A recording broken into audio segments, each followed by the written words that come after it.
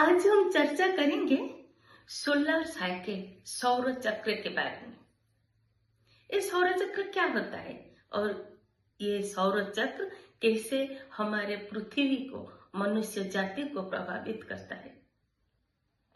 सूर्य में जो जो सब घटनाएं होते हैं वो उसका प्रभाव भी हमारे जियो मैग्नेटिक ऑसिलेशन के ऊपर पड़ता है और जिसके फलस्वरूप पृथ्वी में वास करने वाले मनुष्य भी प्रभावित होते हैं।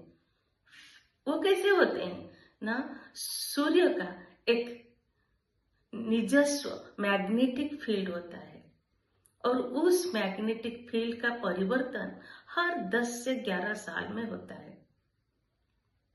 कैसे परिवर्तन होता है ना, सूर्य का नॉर्थ पोल और साउथ पोल आपस में अपना गति बदलते हैं, जिसे सोलर साइकिल कहा जाता है।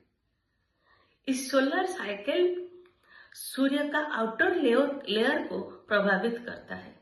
फलस्वरूप सूर्य में जो चुंबकीय क्षेत्र होता है वो क्षेत्र का पुनर्गठन होता है और इस पुनर्गठन के समय सनस्पॉट व सौर कलंक उत्पन्न होता है।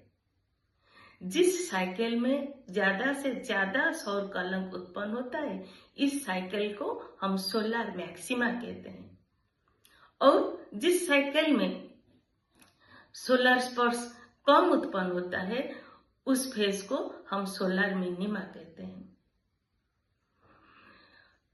ये सोलर स्पर्श सूर्य के आउटर लेयर को गतिविधि को प्रभावित करता है।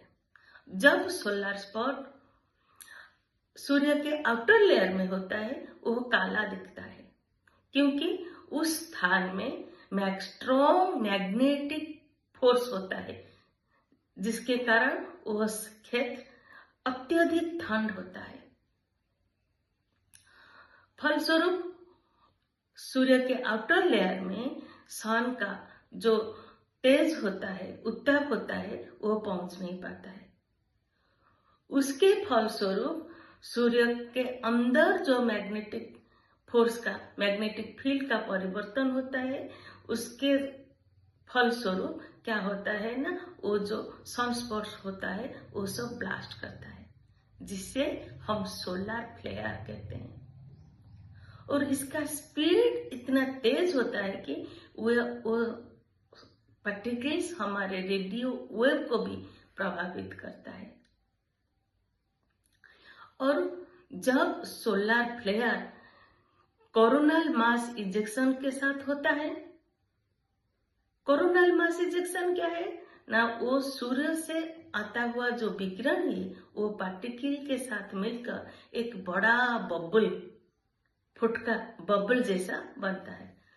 और जब हमारे सूर्य के अंदर मैग्नेटिक फील्ड का पुनर्गठन होता है तो वो जो बबल होता है वो प्रचंड वेग से, अति तीव्र वेग से विस्फोट होता है। और इस प्रकार का विस्फोट जब बड़े धरण का होता है उसे सौर तूफान यानी जियो मैग्नेटिक स्ट्रॉम कहा जाता है। जियो मैग्नेटिक स्ट्रॉम में जो पार्टिकल्स निकलता है उसका वेग अति तीव्र होता है। तीव्र वेग के कारण से जब वो अंतरिक्ष में वो ऊर्जावान प्रोटॉन होता है, वो पार्टिकल्स जब ऊर्जावान प्रोटॉन अंतरिक्ष में गति करता है, अंतरिक्ष में जो सैटेलाइट्स होता है या कुछ भी पदार्थ होता है उसके साथ जब धक्का होता है, क्या होता है ना, उसके अंदर गंभीरता से प्रवेश करता है। फलस्वरूप उसके पार्टिकल्स और जो हमारा जैविक डीएनए और इलेक्ट्रिक सर्किट है वो सब क्षतिग्रस्त होता है।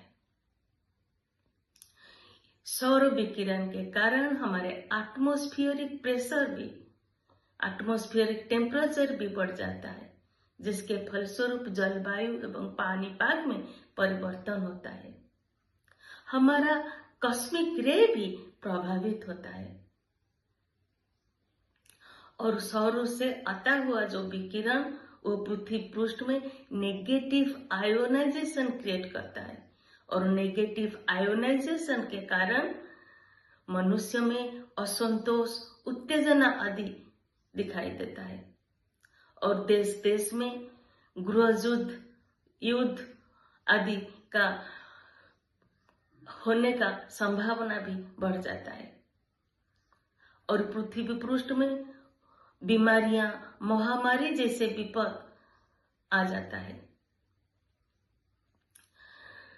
इस रेडिएशन के कारण हमारे बादल का भी परिवर्तन होता है और बादल का भी जीवन काल को भी वो रेडिएशन प्रभावित करता है। फलस्वरूप green house effect, aerosol pollution और भूमि उपयोग परिवर्तन जैसे क्रियाएं दिखाई देता है। इस नेगेटिव आयोनाइजेशन को पॉजिटिव करने के लिए, हमारे वातावरण को शुद्ध करने के लिए, इस सब कुप्रभाव से हमारे पृथ्वी को बचाने के लिए, सूर्य के साथ तादात्म्य करने के लिए हमारे ऋषि परंपरा ने यज्ञ विज्ञान का प्रयोग किए थे, जिसके फलस्वरूप सूर्य के साथ हमारे तादात्म्य संभव होता है।